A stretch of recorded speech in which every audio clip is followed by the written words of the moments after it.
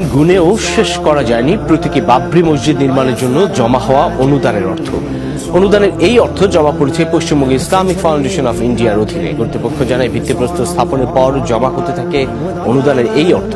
বিপুল পরিমাণ রুপি গুনতে নিয়োগ দেওয়া হয়েছে 30 জনকে। অর্থ গোনার এই বিশাল কর্মযজ্ঞ চলছে মুর্শিদাবাদের রেজিনগরে হুমায়ুন কবিরের বাড়িতে।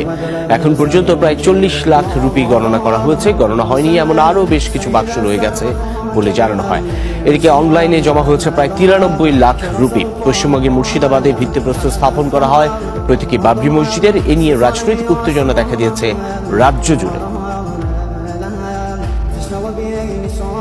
আজকে যেভাবে মানুষ সাড়া দিয়েছে তাতে আবার এই যে হসপিটাল, মেডিকেল কলেজ, বিশ্ববিদ্যালয়, হেলিপ্যাড, পার্ক এবং হোটেল, খাবার রেস্তোরাঁ, টোটাল 300 কোটি টাকার মতো বাজেট।